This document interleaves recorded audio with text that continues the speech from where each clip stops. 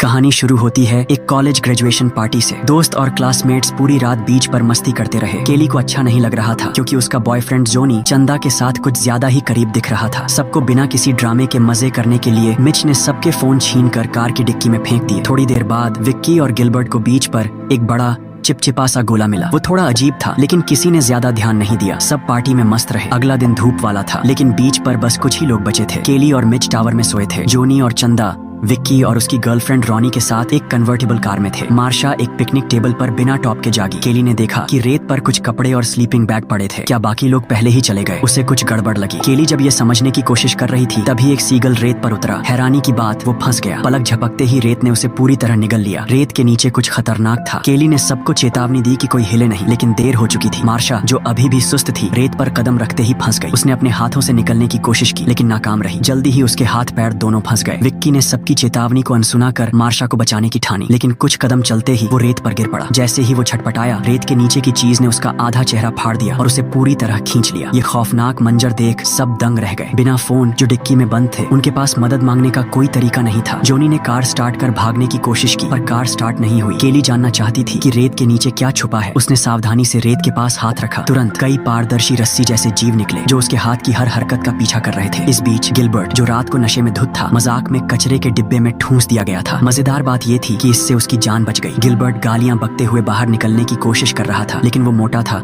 और फंस गया। मिच ने जल्दी से हालात समझाए और सबको रेत न छूने की सलाह दी। जब तक वो रेत से बचते वो सुरक्षित थे, लेकिन समय के साथ उनकी हिम्मत कम हो रही थी। केली समझ नहीं पा रही थी। रात को वो सब रेत पर खेल रहे थे, फिर ये खतरनाक जीव अचानक कहाँ से आया? बाकी लोग कहाँ गए? क्या उस जीव ने सबको खा लिया? ये सोचकर सब टूटने लगे। गिलबर्ट की हालत सबसे खराब थी। वो दर्द से तड़प रहा था और धूप में तप रहा था। पागलपन की हद पर उसने डिब्बा हिलाना शुरू कर दिया। गिलबर्ट को राहत देने के लिए जोनी ने उसे सनस्क्रीन फेंकी। दूरी ज्यादा थी लेकिन जोनी का निशाना अच्छा था। गिलबर्ट ने लोशन लगाया और उसे तुरंत राहत मिली। तभी केली ने कुछ नया देखा। सब उसकी ओर देखने लगे। वो अजीब गोला जो विक्की और गिलबर्ट को रात में मिला था फट चुका था। अब समझ आया, रेत के नीचे का जीव उसी गोले से निकला था। वो एक अंडा था। सबके सोने के बाद वो जीव निकला और रेत में छुप गया। वो रस्सी जैसे तार उसके टेंटिकल्स थे। जीव के हमले की रेंज जानने के लिए केली ने एक सॉसेज रेत पर फेंका। जैसा सोचा वो गायब हो गया। उसने और बार कोशिश की जब तक आखिरी सॉसेज वैसे ही रहा। अब उन्हें पता था कि जीव कितनी दूर तक पहुंच सकता है। उस जगह से आगे वो सुरक्षित बच सकते थे पर सेफ जगह काफी दूर थी। बिना रेत छुए वहाँ कैसे पहुँचे? जोनी को एक आइडिया आया। कार में 2 सर्फ बोर्ड थे। उसने एक बोर्ड रेत पर रखा, उस पर कदम रखा, फिर दूसरा बोर्ड आगे रखा। सब ठीक चल रहा था लेकिन जैसे ही उसने एक पैर लकड़ी के स्टूल पर रखा जीव ने हमला किया। उसने सर्फ बोर्ड पीछे खींच लिया। जोनी लगभग गिर गया लेकिन किसी तरह अपने हाथों से संभल गया, पर बोर्ड पीछे खिसकता रहा और जोनी ज्यादा देर टिक नहीं पाया। जीव के टेंटिकल्स फिर उभरे और उसके पेट को चीरने की कोशिश की। आखिरी पल में जोनी ने पूरी ताकत से पिकनिक टेबल पर छलांग लगाई। वो सुरक्षित था लेकिन उसका पेट जख्मी हो गया। दर्द तेजी से फैला। टेंटिकल्स जहरीले थे। जोनी ने टेबल पर थोड़ा आराम किया और मार्शा का बैग देखा। कुछ ढूंढते वक्त एक केला रेत पर गिर गया। बिना सोचे जोनी ने उसे उठाया। अचानक उसे एहसास हुआ कि जीव ने हमला नहीं किया। केले को पकड़कर वो धीरे धीरे फायर पिट की ओर बढ़ा। हैरानी की बात, टेंटिकल्स दूर रहे। जोनी को समझ आया जीव को आग से डर था। अपने शक को आजमाने के लिए वो फायर पिट पर कूद गया। वो सही था, जीव ने उसे नहीं छुआ, लेकिन तभी सबने देखा कि जोनी का जख्म और बिगड़ गया। उसमें फफोले पड़ गए। कुछ से मवाद निकल रहा था। जोनी भयानक दर्द सहते हुए टेबल पर लौटा। केली ने उसे मार्शा का बैग फिर से चेक करने को कहा। उसमें कुछ ड्रिंक्स और पानी की बोतलें थीं। जोनी ने मिच को एक सोडा फेंका लेकिन ज्यादा ताकत लगाने से उसका जख्म और फट गया। खून छलक पड़ा और उसे लेटना पड़ा। अब वो हिल नहीं सकता था। अब जीव का ध्यान कहीं और गया। उसने पहले सर्फ बोर्ड खींचे, फिर कार के टायर खाने लगा। इस रफ्तार से वो पूरी कार समेत सबको निगल लेता। धूप तेज थी और बीच पर कोई नहीं आने वाला था। मदद के लिए फोन ही एकमात्र उम्मीद थी। उन्हें कार की पिछली सीट हटाकर डिक्की खोलनी थी, लेकिन चंदा और रॉनी के पास इतनी ताकत नहीं थी। रॉनी ने बैठकर मौत का इंतजार करने से इनकार किया। उसने कार के बम्पर पर दोनों पैर रखे, एक हाथ से चंदा को पकड़ा और दूसरे से डिक्की का ताला खोलने की कोशिश की। जैसे ही डिक्की खुलने लगी रॉनी का पैर फिसला और वो लगभग गिर पड़ी। मिच ने एक बॉडी हुक पकड़ा और मदद करने की कोशिश की। सब मिलकर काम कर रहे थे। तभी एक बीच पेट्रोल कार पास आई। सायरन की आवाज से रॉनी इतना डर गई कि डिक्की बंद हो गई। वो कार पर गिरी और उसकी उंगलियां फंस गईं। सबने मदद के लिए हाथ हिलाए। केली ने पेट्रोल ऑफिसर एलेक्स को चिल्लाकर कार से न उतरने को कहा। उसने गुहार लगाई कि बैकअप बुलाए। रेत के नीचे एक राक्षस है जो लोगों को खा रहा है, लेकिन केली जो भी कहे एलेक्स को यकीन नहीं हुआ। उसने सोचा कि सब नशे में हैं। जब उसने जोनी को टेबल पर कमजोर पड़ा देखा वो उसकी जांच करने उतरा। सबको लगा वो गया, लेकिन हैरानी की बात उसे कुछ नहीं हुआ। उसके बूट्स की वजह से शायद जीव तब तक नुकसान नहीं पहुंचा सकता था जब तक स्किन का सीधा संपर्क न हो। एलेक्स पहले जोनी के पास गया। उसने जोनी का पेट देखा और घृणा से मुंह फेर लिया, सोचकर कि शायद कोई बीमारी है। फिर वो गिलबर्ट को डिब्बे से निकालने की कोशिश करने गया, लेकिन नाकाम रहा। कुछ समझ नहीं आ रहा था और एलेक्स गुस्से में था। वो लाइफ गार्ड टावर पर गया और केली और मिच को नीचे उतरने को कहा, लेकिन नीचे उतरना मतलब मौत थी। उन्होंने मना कर दिया। गुस्से में एलेक्स ने पेपर स्प्रे की धमकी दी। चिल्लाते वक्त उसकी बेल्ट से चाबी गिर गई। उसने बिना सोचे उसे उठाने के लिए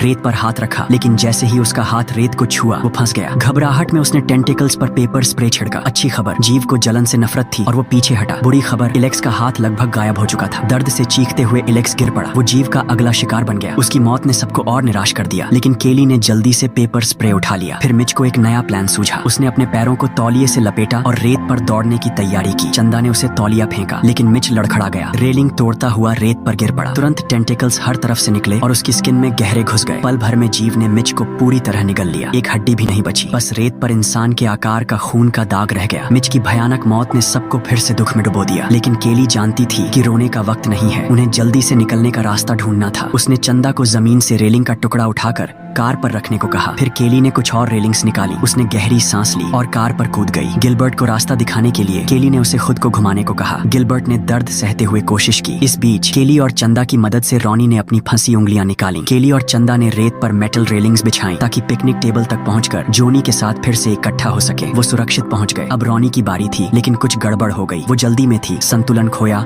और रेत पर गिर पड़ी। घबराहट में केली ने उस पर पेपर स्प्रे छिड़का और उसे खींचने की कोशिश की, लेकिन जीव ने फिर हमला किया। उसके टेंटिकल्स ने रॉनी को पलक झपकते रेत के नीचे खींच लिया। इससे पहले कि कोई कुछ कर पाता, एक और खतरा आया। गिलबर्ट का पेट छिल गया था। जीव ने खून की गंध पकड़ी और अगला हमला शुरू किया। उसका नुकीला टेंटिकल मेटल डिब्बे को भेद कर अंदर घुस गया, लेकिन गिलबर्ट को कुछ पता नहीं चला। चंदा ने अपने पैर तौलिए से लपेटे और पुलिस कार तक सुरक्षित दौड़ गई। सबने उम्मीद की किरण देखकर खुशी मनाई, लेकिन तभी गिलबर्ट अचानक रुक गया। डिब्बे में कुछ हिल रहा था। पतले टेंटिकल्स मोटे और ताकतवर हो गए थे। वो गिलबर्ट पर चढ़े और उसे रेत के नीचे खींच लिया। टेंटिकल्स यहीं नहीं रुके, वो पुलिस कार पर हमला करने लगे। चंदा संतुलन खोकर कार के बोनट पर गिरी और बेहोश हो गई। रात होने तक वो केली की आवाज से जागी। चंदा कार की छत पर चढ़ी और एक लाइफ राफ्ट ढूंढा। उसने उसे फुलाया और केली ने जोनी को उस पर चढ़ने में मदद की। आखिरकार तीनों पुलिस कार में पहुंच गए, लेकिन खतरा खत्म नहीं हुआ था। कार तेजी से हिलने लगी। जीव के टेंटिकल्स वापस आए। अब वो और मोटे थे और नीली रोशनी में चमक रहे थे। केली को समझ आया कि अब कोई रास्ता नहीं बचा। वो छत पर चढ़ी और एक गैस कैन उठाया। उसने रेत पर पेट्रोल डाला। जैसे ही टेंटिकल्स पास आए, केली ने जेब से माचिस निकाली और रेत को आग लगा दी। टेंटिकल्स जल उठे। केली जल्दी से कार में वापस चढ़ गई। जीव ने दरवाजा खोलने की कोशिश की, लेकिन नाकाम रहा। समय बीता, रात शांत हो गई। आग ने आखिरकार टेंटिकल्स को मार डाला। कार में सब चुप बैठे